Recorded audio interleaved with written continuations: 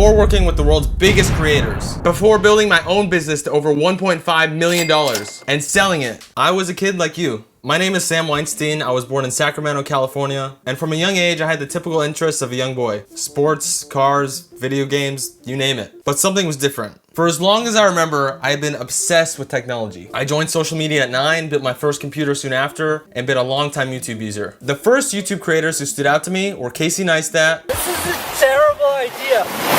Marcus Brownlee. Fortnite and Marquez Brownlee. With Will Smith. And the Sidemen. This interest with the YouTube world inspired me to attend different conventions like Minecon 2016, VidCon 2017, VidCon 2018, and VidSummit 2021, where I met a ton of amazing people. In fact, by the age 14, I gained the attention of the world's largest creators and their millions of fans. But how did I do this? I found a little known game called Minecraft. In 2012, the game was in its infancy with not much to do, so I took a break for a few years. When I came back, it was like discovering a gold rush. Minecraft was unlike any other game. It allowed people to express themselves in ways unimaginable. You could create anything and everything you could possibly imagine while playing with others at the same time. So I put my creativity to the test and built my own virtual worlds out of blocks and code. These custom created worlds were known as Minecraft maps. I created games like hide and seek, where players hide and others look for them, or puzzles like spot the difference, where players find the difference between two areas, or an unfair Minecraft obstacle course, where players race to the end while avoiding deadly traps. And what's unique about Minecraft is you can upload maps for anyone to play. So I took my creations and uploaded them to minecraftmaps.com. Eventually, I produced so many maps that top Minecraft creators played my maps for their YouTube audiences. The demand grew so big, you had people like Captain Sparkles, Dan TDM, and more gain hundreds of millions of views. Minecraft's official website even featured me at one point. I gave out so much value that creators were reaching out to me, requesting early access or custom-made maps for them, and they were willing to pay me for it. Can you imagine the disbelief I felt as a 15-year-old hearing that I would be able to work with the world's largest creators and be paid for it? I was already doing so for free, without expectation. One of these creators, Preston, offered me a contract position as a map creator. I would be working under his content coordinator to come up with viral video ideas and craft them into reality. So guess what I did? I forged ideas into life with custom-made maps like World's Most Secure Minecraft Pyramid, What's Inside Minecraft Bedrock, Ultimate Boat Race, and more. The maps were a hit, and I proved my value so fast that I replaced my boss's job and was promoted to a senior role to work with YouTube and Google directly, crunch YouTube analytics data, quality control,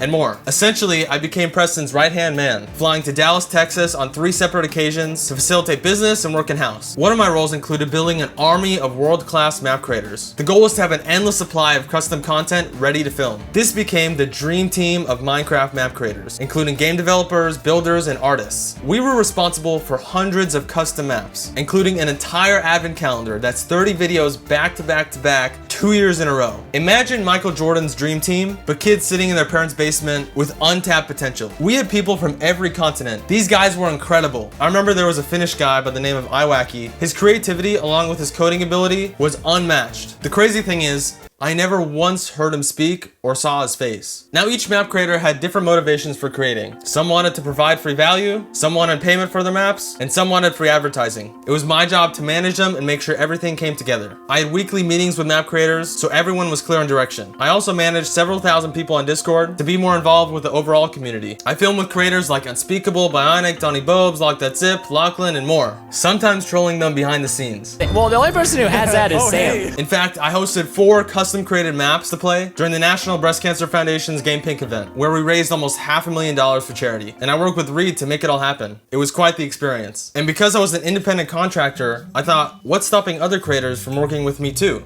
Right? They noticed what I was doing with Preston and had reached out to me with job offers. One of them, Craner, tasked me to strategize YouTube content, manage his Discord, and quality control content. So compared to Preston, it was a quarter of the work and I was being paid almost double.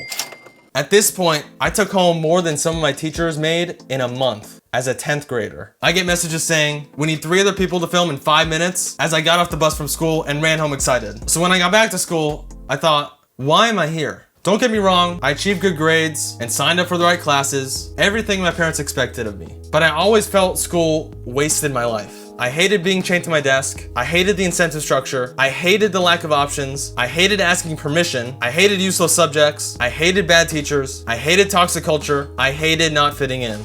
I was not taught what I wanted or needed to survive. Instead, my time was wasted on pointless subjects, never to impact my life again. I needed more time to be creative, try career opportunities, and focus on my fiscal future. My parents argued I would lack the social skills, yet my social skills were strongest when I was doing what I did best: work, calls, and life experience do more to develop social skills than sit in class for 8 hours a day. I felt trapped in this prison so much I started to rebel. I realized I could just walk out the school's front gate and no one would stop me. Who gon' stop me? Or park in the teacher's parking lot, or right outside my classroom. Funny enough, I was a teacher's assistant for my math class I had passed 3 years prior, and after passing out papers, I'd sit back, open my Razer laptop, and think, have fun, suckers! Well, I got to work. Fast forward to 11th grade, I was firing on all cylinders trying to keep up with the demand. I managed a team of over 50 Minecraft, Fortnite, and Roblox game developers for 10 YouTube channels on top of all the other workload. The gig with Craner ended, I was studying relentlessly for school, my family relationships were declining, and my mental health was falling apart. But all things considered, I worked through it. It wasn't until scheduling became such a big issue that something had to give in. We had brand deals with massive corporations structured around my school schedule. And when some app creators didn't finish their work the night before, I manually went in and did their job for them, staying up till 6, 7 a.m. on school nights. It got to a point where it was not sustainable for the business. So in spring 2019, I was forced to leave. This reality